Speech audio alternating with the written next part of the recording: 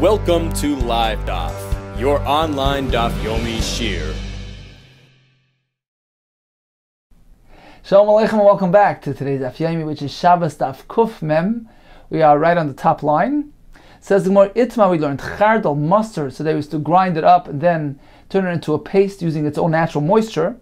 So this chardal shaloshay me'erev Shabbos, which he had already kneaded, he had already turned it into a paste prior to Shabbos. Lemachar, tomorrow on Shabbos itself, he'd like to dissolve it into water or wine.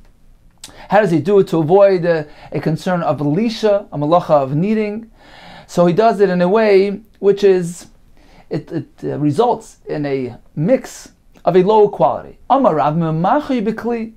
He must dissolve it using a utensil, not using his hand, in which case it results in a more effective mix, and there's a concern of lisha. With his hand, do you mean to say that on an ordinary day you use your hands to mix the mustard? Do you think it's donkey food? Certainly they don't mix mustard ordinarily using hands, rather they usually use a kli. Therefore Shmuel maintains that on Shabbos you're meant to do derech shinui, deviate from the conventional manner of dissolving this mustard. Instead of using a kli, on Shabbos you will use your hands. He dissolves it using his hands, but does not use a kli. Let's take a look at Rashi inside. On the second line from the top, beginning with the word memachoi, dishmer belaz b'mayim oy b'yayin. He dissolves this mustard paste into water or wine. So Rav maintains, how does he do it on Shabbos? Memachoi b'kli. Mashma, it seems, zeu shini shaloi. This is considered to be a deviation. Because using your hands results in a more effective mix, and Rav maintains that he must lower the quality of the mix to avoid the concern of a malacha of lisha. Shmuel disagrees. He says, do it differently than the way it's ordinarily done. Ordinarily it's done with a kli. On Shabbos you're meant to deviate. Use your hands, because this is not the ordinary way of doing this during the week. So the point according to Rav is lower the quality of the mix. Therefore do it with a utensil. According to Shmuel, do it derech shinui, in a different manner, in which the way it's ordinarily done during the weekday. Therefore, instead of doing it with a kli, on Shabbos you use your hands. Continues the Gemara, Itmar, another shita. Rabbi Lezer Omer echad zeh v'echad zeh aser. Either using your hands or a kli would be aser.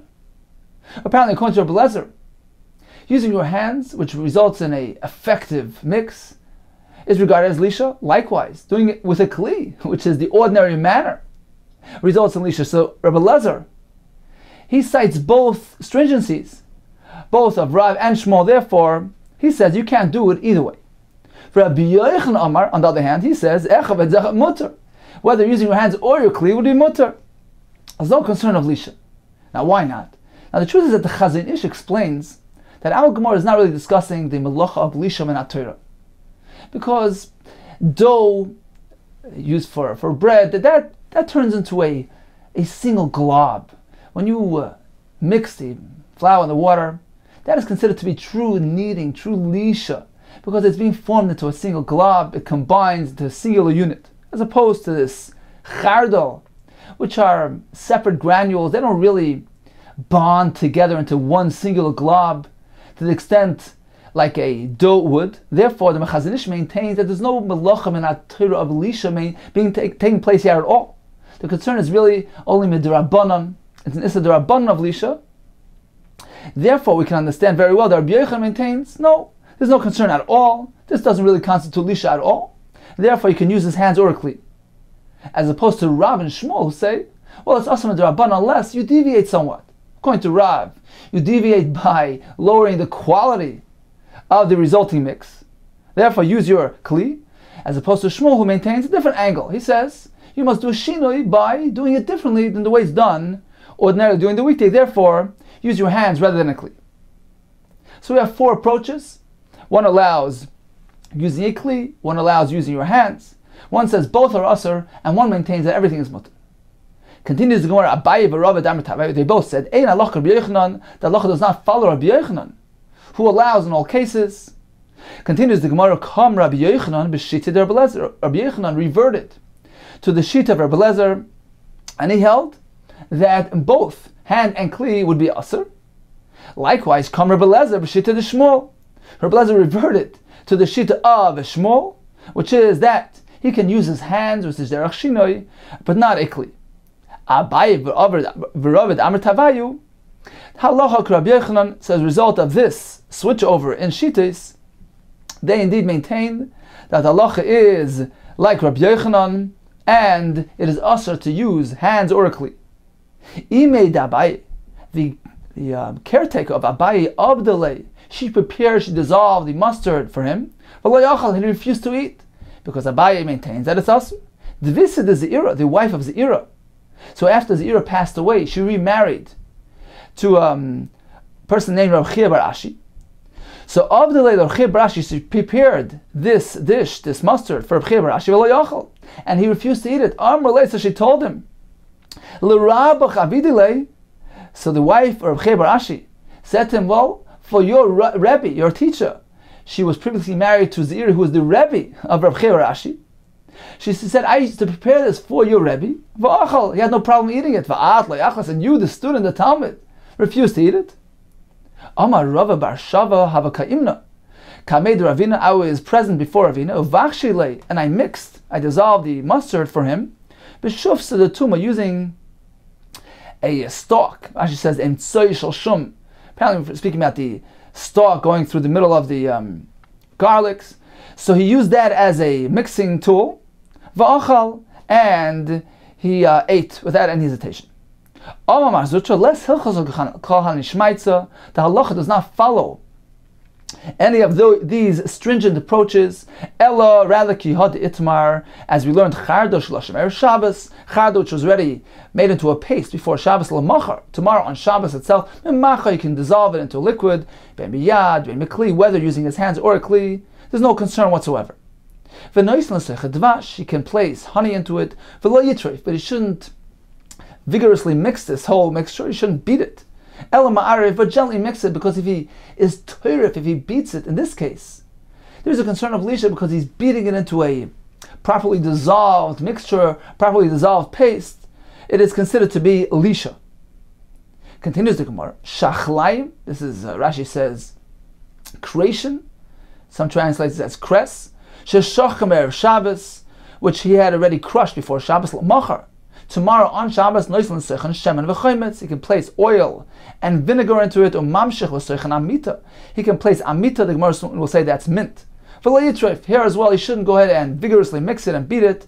Ela ma'ariv. Rather, he should gently mix it. Shum sheriskam erev Shabbos, garlic, which he had already crushed before Shabbos l'machar. Tomorrow on Shabbos, noislan sechan poil grisen. He can place types of beans into it. But he shouldn't crush it. Ela ma'ariv. Rather, mix it.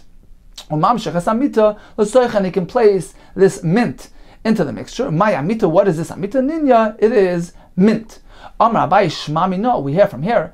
Hai ninya, this mint, ma'al tachli. It is beneficial, enhances the flavor of the shachlayim of this dish. Now, what does he come to point out? The Chassam Sofer says that he's coming to point out that the point here is not for therapeutic purposes. We're not adding the mint for sake of refuah, which case it will be a problem. One can't prepare a refuah on Shabbos. Rather, Abaye says the point here is to add flavor, to enhance the food item, and therefore it is mutter. So in summary, we're discussing chardal, which was already pasted before Shabbos. Tomorrow he'd like to dissolve it into liquids. We have 4 approaches. Now again, we're discussing about lisha midrabanan. So therefore, some maintain if he deviates, if he does derech shina, there's no isser. Rav maintains that the shina would be done by using a kli, which results in a low quality mix. According to Shmuel, he must deviate, do derech shinoi, found the way it's ordinarily done, therefore use his hand rather than a kli. According to Rabbi Yochanan, in both cases it's aser. According to Mazutra, in either case it would be mutter, and the Gemara tells us, lo yitrayf, he shouldn't beat it, he shouldn't mix it vigorously. Continues the Gemara. V'oisin anumlim b'Shabbos, Tanarabban, oisin an numilum Shabbos, one may make this beverage on Shabbos, ve'ein oisin an luntis, but a luntis he cannot go and make. Ve'ezi an numlin, ve'ezi a luntis, what is this a numlin, what is this a luntis? Explains the Bryce. A numlin is yayin, wine with dvash, with honey or pilpulin and peppers. Aluntis is yain yashan. It's a recipe using aged wine, umayim, slun, clear water, uva afarsum and balsam. The avdi lebei misusa. What do they prepare this beverage for? It's meant to be drunk after exiting the bathhouse. Lebei misusa, the bathhouse. Lemekar, to chill, to cool off. So it's for the sake of refuah, and therefore one cannot go ahead and prepare this on Shabbos. Rashi says, Dugmas refuah. It resembles refuah. Amar Rav Yosef, Zimna Chada, there was one time, Alis Basar Mar Ukva. I followed Mar Ukva lebein bami into the bathhouse. Kinafki Asoy, when I came out, Ashkayan, he served me chamra, this wine, this aluntis concoction, Chad Kasa, 1 cupful. V'chashi mi binsa de Rashi. I drank it and I felt, I was chilled to the extent of my whole body. Mi binsa de Rashi, from the hair of my head, v'atufa de kari, and I felt the chill up until down my toenails. Tufa de kari is my toenails. V'yishkayan kasachrino. Now, had he served me another cup of this drink, perhaps it would have caused me to be in such a state of danger. And if I would have been spared from danger, Hashem would have saved me. I have a mistafina. I would have had reason for concern. Dilma menakuli mischusa. Perhaps they were going to deduct from my reward, from my points, the alma, the asi of the next world. So apparently it had such a strong effect on him that it chilled him to the extent that he felt one more cup, he would have been in danger. Says the Gemara, V'amar ukva. But regarding Mar Ukva himself, the Shasi Kol Yami, he would drink this every day, and it didn't cause him any harm. Shani Mar Ukva, the Dashpe, Mar Ukva is different, because he was accustomed to drinking this, and therefore it was not detrimental to his health. Continues the Mishnah. Ein shoyunis achiltis b'poishrin. One may not soak chiltis. This is some resin, some residue which is extracted from various roots. It's very sharp, and they would soak it b'poishrin in lukewarm water to be used for refuah. So one may not prepare this refuah on Shabbos. Aval noisan sechachoymitz, he can place the chiltis into vinegar and use it to dip his bread in it. Vein shelinis ar karshinin, one may not soak karshin vetch, type beans which are used for animal feed.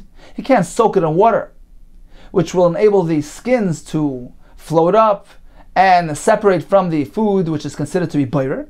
Likewise, he cannot rub them to remove the psilas. Aval noisan l'sechakvara, he can place the karshin into a kvara, into a sifter, or into a basket, despite the fact that perhaps the psilas will fall through the cracks.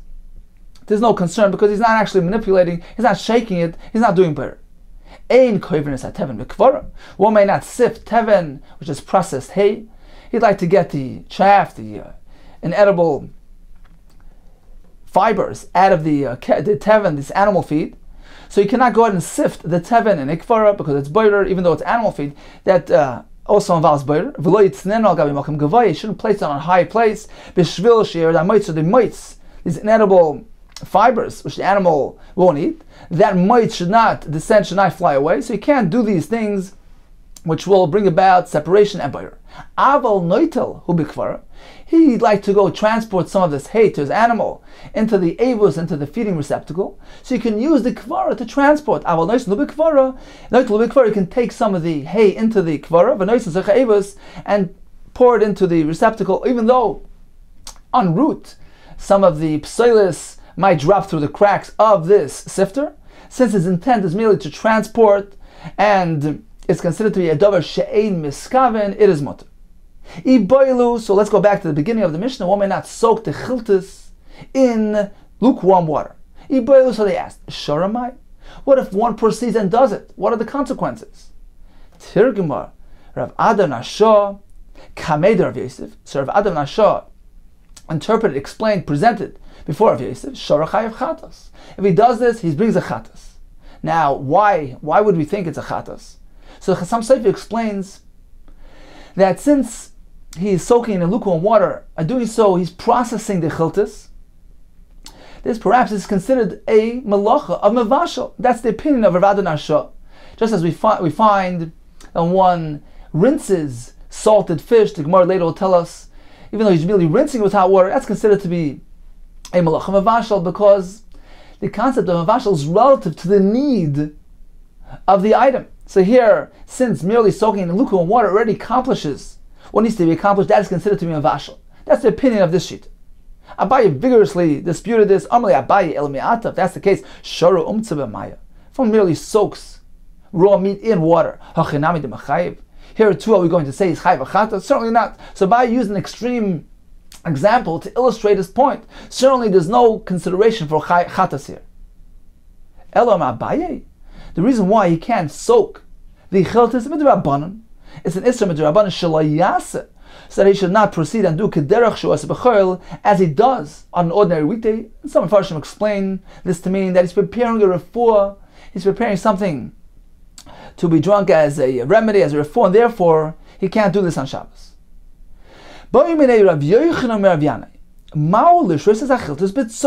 So ordinarily they soak it in lukewarm water. What is the halacha regarding soaking the chiltis? Derech shinoi, to deviate, doing it in soinin, in cold water. Amar lei asar, he can't do that. V'ha anan tanan. So Rabbi Yechon, who was a Talmud, who had asked Rabbi Yana, his Rebbe, the halacha, and received this response, he continued and he challenged. He says, "V'anan tanan." But we learned in our Mishnah, "Ein shiur is achiltis b'paishin." One may not soak chiltis in lukewarm water. Habet soinin mutar. Apparently, in cold water, there's no concern. So why do you say it's asr? Amalei. So Rav Yana, who was the Rebbe, responded, Im kain. If my level of learning isn't higher than yours, ma bein li v'lech, what is the difference between me and you? You're asking me, and I'm telling you that this is the halach. Now regarding our Mishnah, mastis nichidoi. Our Mishnah, which indicates that soaking it in soinin is permitted, is following a shita yichida, a single view, which is Rabbi Yossi's view. However, the majority of the Rabbanan disagree. Masnisin yichidoi, the Sanya, as we learned in the price, and shiurin is achiltis. Loi bechamin lo bitzayin, one may not soak chiltis, not in hot water nor in cold water. Rabbi Yossi, bechamin, also in hot, you can't. Bitzayin, however, in cold you may. Bitzayin mutter. So apparently, the point of machlokes is that Rabbi Yossi maintains that since he's doing it derech shinoi, he's deviating, he's different than the ordinary soaking. He's using cold instead of warm, it's mutter. Whereas the Rabbanan maintain that the difference between lukewarm and cold is not such a discernible difference here. Therefore, the shinoi is not so apparent and visible, and is not considered to be a sufficient deviation which allows it. Continues the Gemara. Lemai avdile. What do they prepare this beverage for, this chiltis for? What ailment does it serve? Liyukr the liba, if one experiences a heavy heart. Rav Achabar Yosef chosh biyukr liba. He was experiencing this ailment of a heavy heart. Asal kamed Mar Ukva. So he came before Mar Ukva. On Marley, so Mar Ukva advised him, Zil, go shasi, drink. Tlasa tikli chiltasa. So chiltasa is this chiltas. Soak it in water. And the amount of chiltas, the quantity should be tlasa tikli, the amount that weighs as much as 3 gold coins. Mishkal gimel zehuvim, Rashi says. So that's the quantity of chiltas that you should soak and drink that water. But tlasa yomi, you should do this 3 times over, 3 consecutive days. Azal ishti, so he went and he drank chamsha b'Shabbos, which was on Thursday, or mali Shabbos, which was on Friday. Now came Shabbos, let's safra in the morning, Azal shal b'midrasha. So he came to the Beis Medrash, so he went to ask whether or not he can continue with this process. Omar Lei said, they responded to him, Tana devei Ravada. We learned by Ravada, V'amrila Tana devei bar Ravada, Shoisadam, Kavai Kabayim Ben Achoshish. A person could drink a large amount of this juice, a kav, or even 2 kav, without any concern. So you can go ahead and drink it, even on Shabbos. Omar Lewis, he responded, Lishtes like him a I never had a question regarding whether or not I can drink. Lishres might. I wanted to know whether I can soak it. Rashi explains, drinking is no concern because this extract is drunk even by healthy people, not necessarily for a food. So drinking certainly doesn't involve any isser, because as we learned earlier, food and beverage which is drunk by healthy people may be drunk and eaten on Shabbos, even if his intent is for remedial purposes, it's okay, because the isser is only when it's clear and evident that it's being done for a food, as opposed to drinking this which even standard healthy people would drink. The question is regarding preparing it, soaking it. Apparently for the Gemara it sounds like when it's around, when it's already prepared, then healthy people would drink it. But to go ahead and trouble yourself to actually go through the process of producing it, that's done for 4 purposes. So in this case, there's a concern. So what is the halacha? Can I go ahead and do this on Shabbos? Amalahu Rab Chia bar Avin. So Rab Chia bar Avin responded to them, I had a similar experience. And I went to ask Rav Ada bar Avin, and he didn't have a response from me. So I came and I asked Rav Huna, and he said, this is what Rav said. You can soak it in cold water, and then place it in the sun to warm it up a bit. So it's allowed. Says no command is shari. So apparently Rav was following Rabbi Yossi, who we learned earlier allows soaking the chiltis in cold water. He wasn't following the shita of the Rabbanon. Says the Gemara, no, afilu lemanda aser. Even the shita that does not allow soaking in cold water, that is only klal, when he has not drunk anything.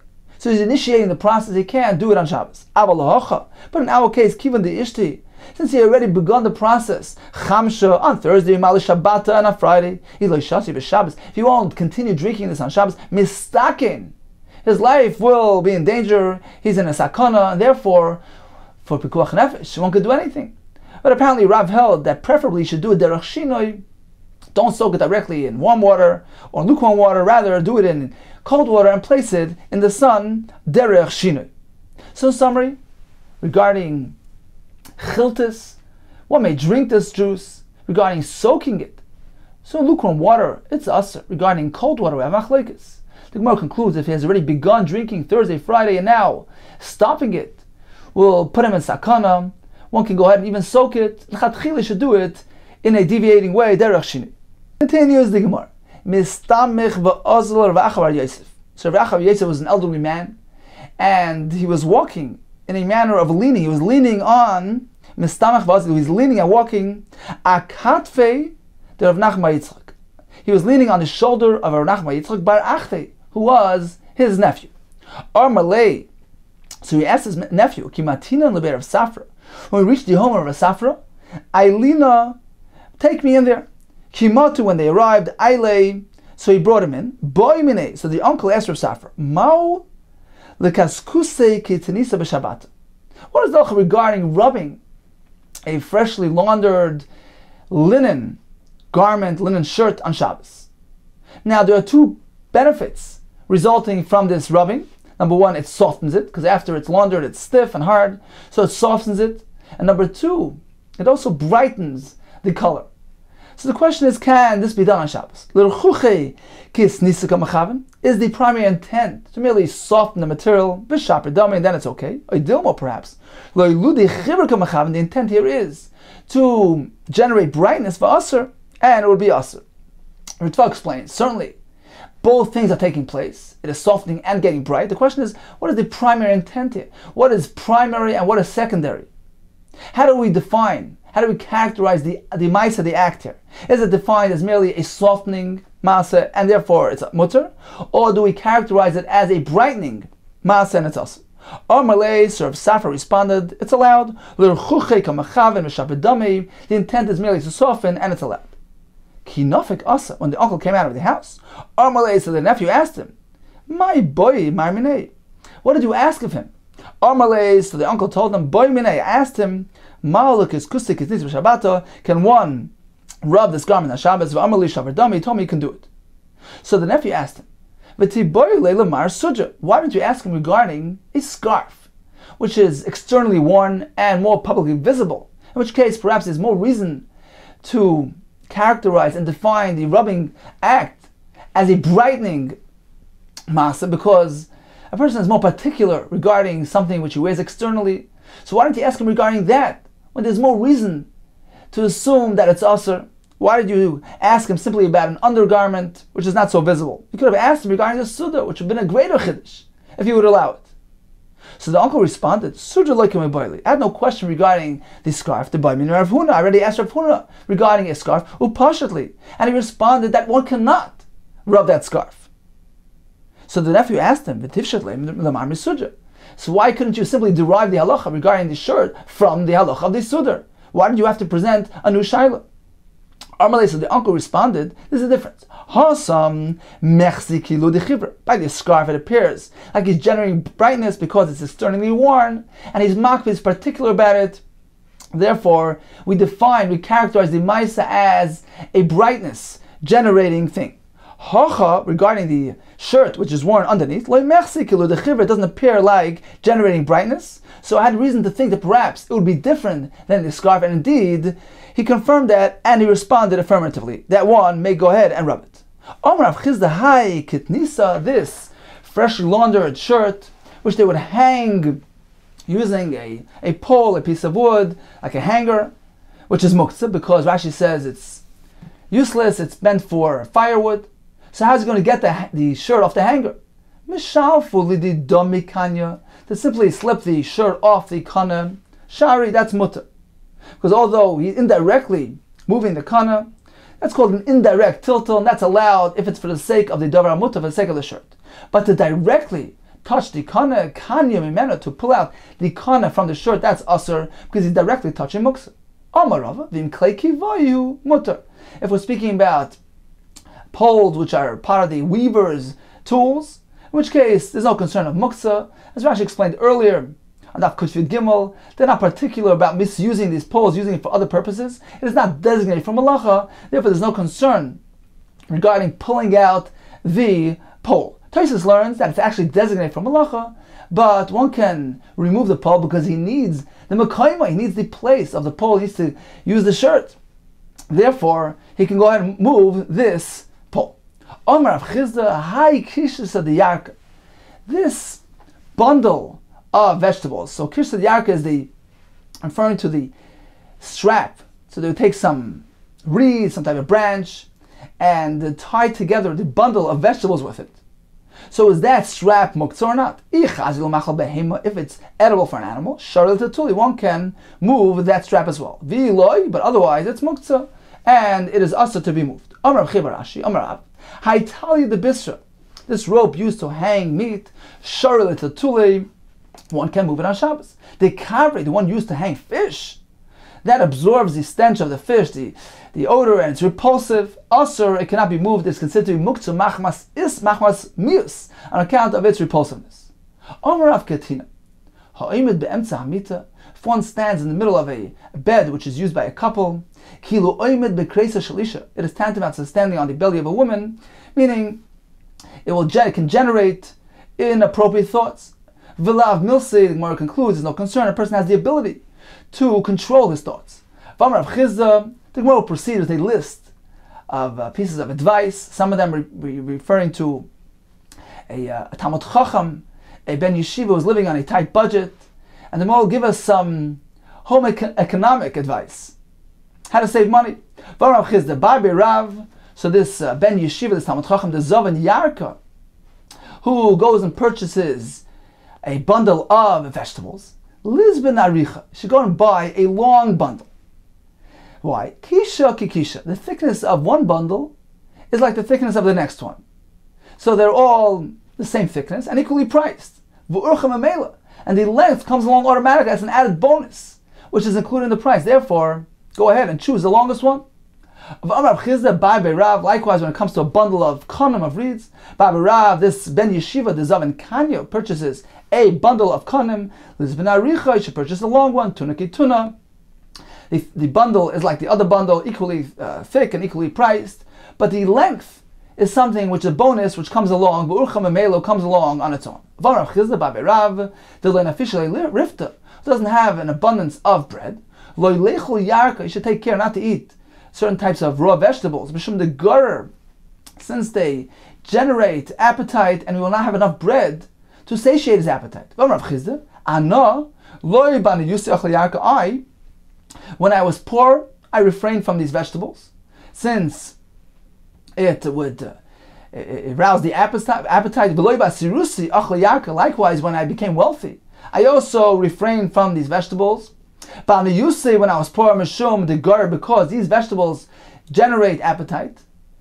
which I could not satisfy. Basirusi, and in my wealth, I refrained. It seems like you refrained from all types of vegetables. Da'amina, I figured, heicha da'ayel yarka, in the place where vegetables can enter, layil bisavakavri, instead should enter meat and fish, which are more healthy and more nutritious. V'amar Rav Chizda, barbe Rav deloy officially rifta. So this barbe Rav who does not have an abundance of bread, he shouldn't be the one honored to make the hamaitzi, to cut the slices and serve the guests, because, Rashi says here means that he should not cut up his own bread. He shouldn't eat it in pieces incrementally, because eating bread in this manner doesn't provide the proper svia. It's not derech svia. It doesn't properly satisfy a person. Rather, he should eat what he has all together in one shot. V'amar Rav Chizda Babi Rav officially rifta. The Babi Rav does not have an abundance of bread. Lifta. He shouldn't be the one honored with making the hamaitzi, slicing the bread and handing it out to the guests. My time and why? Since he doesn't really have enough for himself, perhaps he's not going to dish it out with a ayin yafa generously, for concern that he will not have enough for himself. V'amar Rav Chizda Ana. By myself, when I was poor, I refrained from being beitzeah, from slicing and serving the bread, for this concern, until I sent my hand through the entire basket, meaning I examined the basket to see how much was in there, and I found, I found in there a lot of bread, exactly what I need, and in this case, I allowed myself to be generous, so I would proceed with dishing out the bread. If one has the ability to eat low quality bread, which is cheaper, namad sahari is barley bread, and he prefers instead to eat high quality bread, and he eats wheat bread, which is more expensive, he transgresses the issur bal tashchis, which is merely wasting unnecessarily. If one has the ability to drink beer, he insists on drinking wine, because he's wasting. The Gemara concludes, it's not the case. Why? Bal tashchis the gufa adif, maintaining one's health. So bal tashchis the gufa means neglecting one's health is a superior consideration. World was created to serve man. So rather spend some more and procure higher quality food to maintain your health. So this Barbi Rav who does not have access to oil, and they would rinse their hands prior to Birchas Hamazon to cleanse it.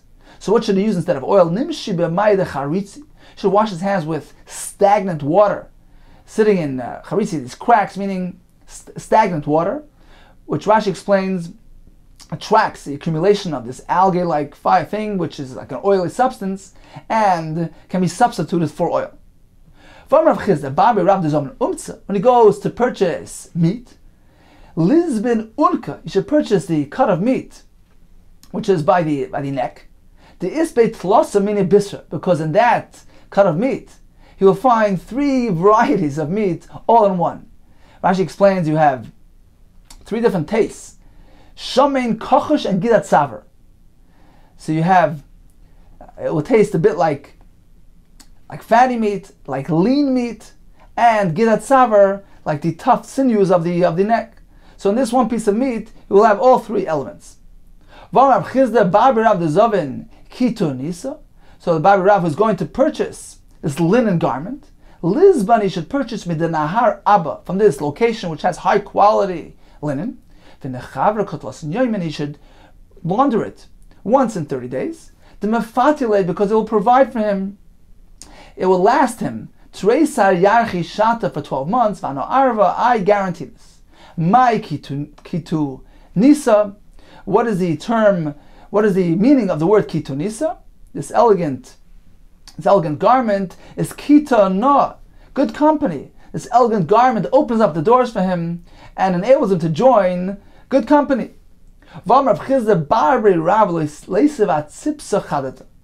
Barbi Rav should not sit down on a new tzipsa, new mat, the mechal yamana, because the moisture of the new mat made from gemi, from these reeds, it can go ahead and ruin his garments.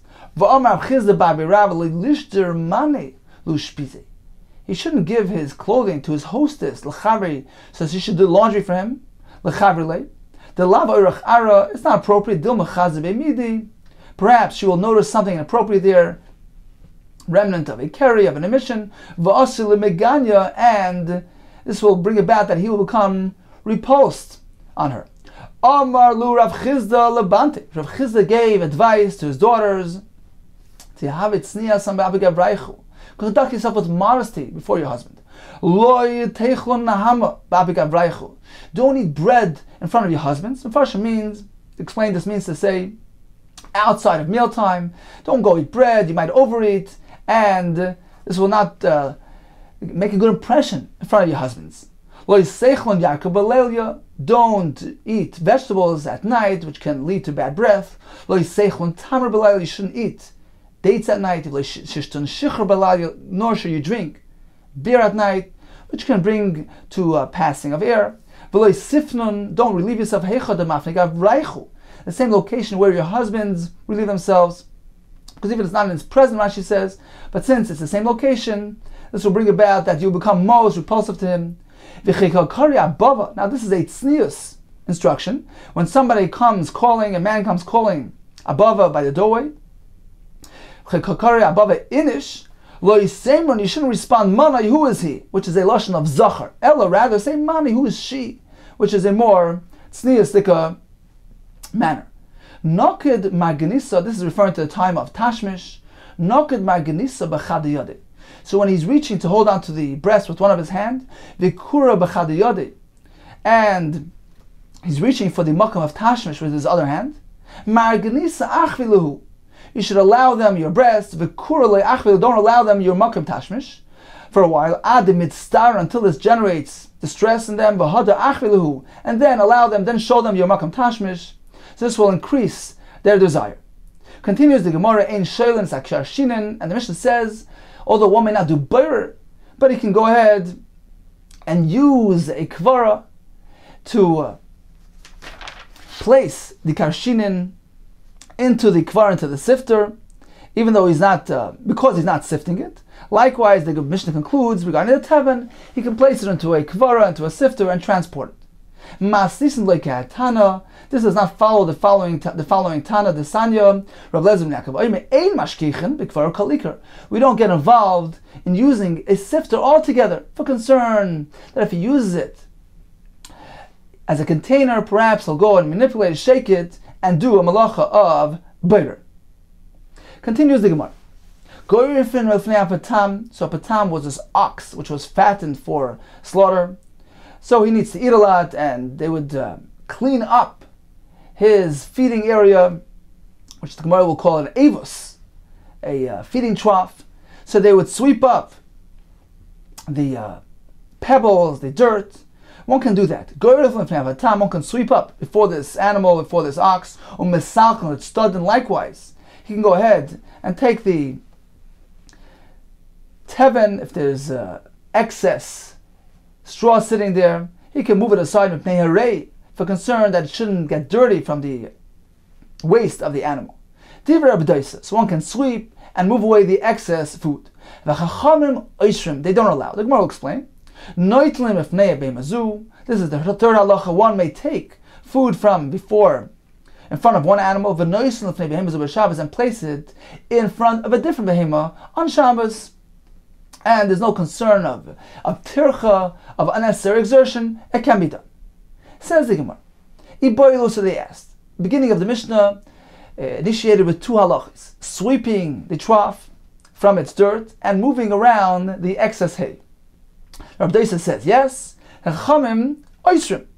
Now, what are the Chacham referring to? Rabbanon areishapli? Are they arguing regarding sweeping the trough?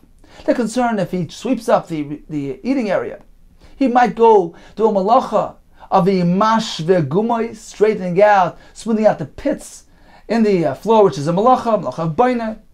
So that's why they don't allow sweeping the area. Or he's a sefer pligi, or perhaps they are disagreeing regarding the second malacha, moving around the hay. They're concerned about muktzah, because perhaps it gets dirty from the waste. So some of it might be dirty and it's considered to be useless. It's muktzah, so they were concerned with muktzah. Alternatively, their machlokes is on both. They are disagreeing regarding both. You can't sweep on account of a concern of malacha. You can't move the hay on account of muktzah. So is it first thing, the second thing, or perhaps on both? Tashma, the Sani, we learned whether sweeping the avus or moving away the teven, lo yisalken or stud, then he cannot move it to the sides. So they disagree regarding both halachas.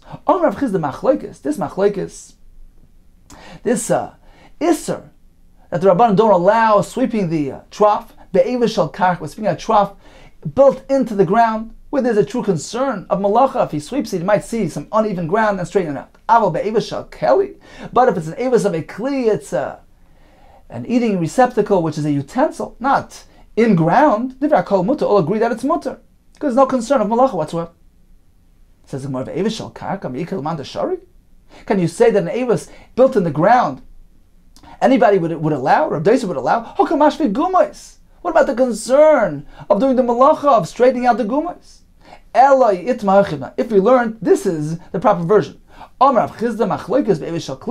machlokes, meaning Rav Deisa allows, sweeping is only regarding a kli avos. But if it's a eating area built into the ground, also all agree, even Rav Deisa would agree, certainly there's a concern of a malacha of ashvaz gumais. So when it comes to karka, all agree that it's asur, and the machlokes is by kli. Rav Deisa says there's no concern. There's no malacha in this kli. Whereas the Chacham say, well, if we allow him to sweep up the kli trough, perhaps that will lead him to sweep up even an avos shebek karka, which involves a malacha. Now the Mishnah had a third halacha, which was moving around food from one animal to the other. We have one brayso which says, one can take food from a behema whose mouth is yafa, is nice, and he can take that food lefnei behema shapira. So he could transfer the food from the animal who has a good mouth, a pleasant mouth, and places that food in front of a behema whose mouth is not nice, a bad mouth. So we're going to see what this means. So one brayso uses these words. We have another brayso which seems to contradict. You can take food from the behema who has a ra mouth, a bad mouth, and places it before a behema whose mouth is nice. Omar Abaye, I'm going to explain. There's no disagreement. They're both one and the same halacha. Either both braysos concur regarding the halacha. It's just a question of terminology. They both hold mikami chamor, to take food which was placed before a chamor, a donkey, to take that and transfer it like kami tura, to place it in front of a ox, shaklina, and certainly we can move it. Mikami tura, like kami chamra, to take food which had already been placed before a shiur and place it in front of a chamor, lo shaklina, all agree that's not allowed. And the reason is, Rashi explains, because the manner that which a donkey eats is not the same manner that a shiur would eat. A shiur drools and he fills his food with saliva. So the food which was present in front of a shiur, or the Gemara will say a cow, is unfit and unsuitable for a donkey. So you can't take food from before the ox and place it in front of the donkey, because it's just an unnecessary exertion. Chances are donkey will be repulsed from it and will not eat it. Whereas in the reverse, he can take from the chamor and place it in front of the shiur, because the chamor doesn't drool, so this food is perfectly suitable for the chamor. So he explains like this. The brayso which says he can take food from the behema shapia yafa. What is that referring to? Which behema is pia yafa? The one that doesn't drool, but chamar.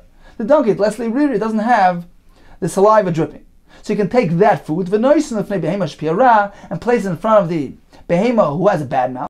Bepara is referring to a cow, this Riri, which drools. So he can take the clean food and place it in front of the para. There's no concern. Whereas the other brayso which says he can take food from the animal who has a rapeh, bechamar is referring to a chamar. So in this case, he is terming a chamor as an animal who is piara, because it's referring to a different context. Why do we call him a bad mouth? He's not selective, he's not particular with what he eats. He eats all kinds of things, kaitzim, barkanim, thorns, so he's not very particular. That's why we refer to him as an animal whose mouth is ra. He's not a fine-mouthed animal. But since he doesn't drool, we can take the food from him. You can place it before the behema who has a fine mouth, referring to the para. The daika v'achal, who is very particular regarding what it eats. So this is a different context. In this context, the brisa refers to the chamar as piara and the para as piara, but both brises are one and the same. The concept here is one concept. One can go, exert himself, do the tircha, transport food from an animal which doesn't drool, and the food is still clean and suitable for the other animal which will eat it, and therefore can do it on Shabbos. So in summary, the Mishnah taught us 3 halachas. One can clean up the feeding trough in front of this animal.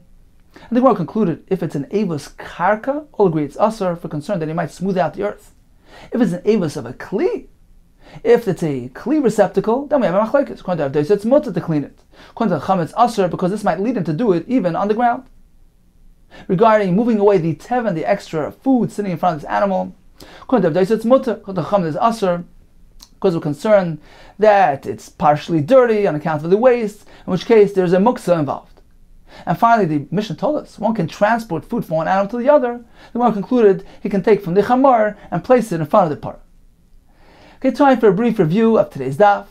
We began with chardal, mustard, which was already formed into some sort of paste. It was ground and it was pasted using its own natural moisture. Now on Shabbos, he'd like to dilute it, dissolve it into liquid. Can he do so? Well, there's a concern of lisha, and we explained we're speaking about lisha b'derabbanan. Therefore, according to Rav, if he deviates, if his efforts results in somewhat of a lower quality mix, if he uses a kli, then it's mut. According to Shmuel, as long as he does it differently than the way it's ordinarily done during the week. So if he uses his hands, then it's allowed. According to Rabbi Yochanan, either way it's asur. According to Mazutra, either way it's mutter, as long as he doesn't beat it, he doesn't vigorously mix it, in which case it would be a concern of lisha. We learned about chiltis, which is this type of extract which is soaked in water, lukewarm water, for the sake of refuah. Now to drink this is mutter because even healthy people would drink it. Regarding soaking and producing this beverage, doing it into paishrin, lukewarm water, would be asur, because it appears like he's doing a refuah. If he's doing it in sainin, in cold water, in which case he's deviating from the norm, this is machlekes. According to Rabbi Yossi, it's mutter because that's a shinu. According to Rabban, apparently it's not a significant enough deviation which allows this. Now, if a person needed to take this for refuah and he began before Shabbos, can he continue on Shabbos and actually soak it if he needs it? The Gemara tells us it's mutter because it's sakana lechatchila. He should do it derech shinu. We learned several pieces of advice, specifically regarding the home economics of a Talmid Chacham. We learned regarding a machlekes of placing something in a sieve, which may result in some sort of separation taking place there. The Tanakam allows, and the Gemara brought a shita which does not allow it, for concern they might actually shake it and manipulate it and doing melacha bar. We concluded with those 3 halachas. One regarding sweeping up the trough, but machlekes if it is a avos kli, regarding moving around the hay, which may be dirty and sullied, but machlekes regarding transferring food from one animal to the other. The Gemara concluded he can take it from a donkey, which doesn't drool on his food, and place it before a cow, which will gladly eat it.